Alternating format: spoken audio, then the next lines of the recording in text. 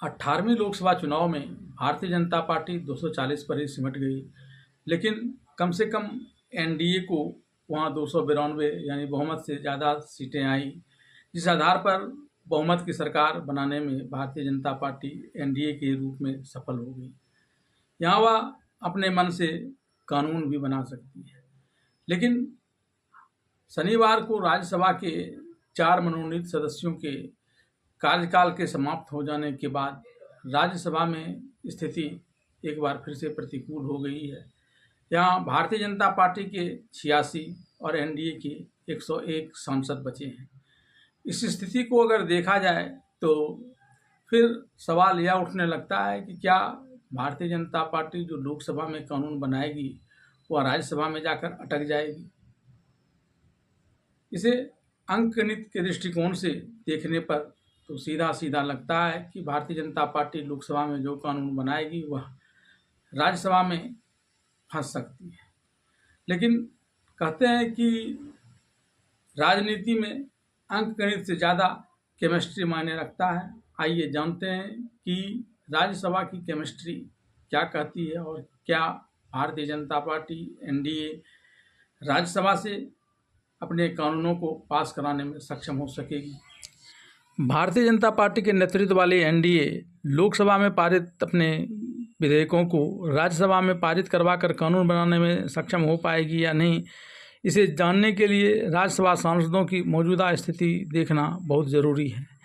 अंकगणितीय दृष्टिकोण से देखें तो 226 की वर्तमान सदस्य वाले राज्यसभा में विधेयकों को पास कराने के लिए जादुई आंकड़ा 114 का बनता है। इस दृष्टिकोण से बीजेपी और एनडीए के लिए राज्यसभा से अपने विधायकों को पास कराना संभव नहीं दिखता है। लेकिन राज्यसभा की केमिस्ट्री पर नज़र डाला जाए तो बीजेपी के नेतृत्व वाले एनडीए गठबंधन विधेयकों को पास कराने के लिए अपेक्षित 13 सांसदों की न्यूनता के बावजूद आगामी बजट सत्र में भी यहां से कई विधेयक पास करवा सकती है। दरअसल इस समय राज्यसभा के वर्तमान सांसदों में 7 सांसद गुटनिरपेक्ष, मनोनीत सांसद 2, निर्दलीय और एआईडीएमके तथा वाईएसआरसीपी जैसे कई करीबी दलों का समर्थन बीजेपी के नेतृत्व वाली एनडीए गठबंधन को प्राप्त है।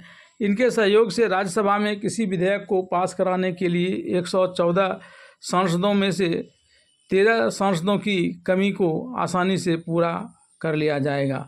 भारतीय जनता पार्टी के नेतृत्व वाली एनडीए के लिए राज्यसभा में भी कोई भी विधेयक पास कराना कठिन नहीं होगा।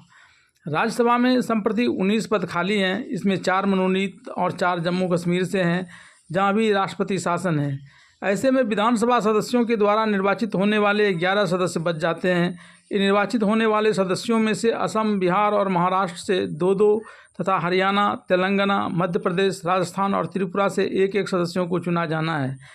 इन्हीं 11 सीटों में से 10 सीटें पिछले महीने ही खाली हुई हैं, क्योंकि कई सांसद लोकसभा में निर्वाचित हो चुके हैं। राज्यसभा में रिक्त हुए सीटों को विभिन्न राजनीतिक दलों की जीत के नज़रिए से देखें तो इन 11 रिक्त सीटों में से 8 सीटें संभावित रूप से एनडीए को मिल सकती है, जबकि 3 सीटें विपक्षी इंडिया गठबंधन के खाते में जा सकती है। यानी कुल मिलाकर बीजेपी की जो प्रतिकूल परिस्थिति बनी है वह ज़्यादा दिनों तक नहीं चलने वाली है।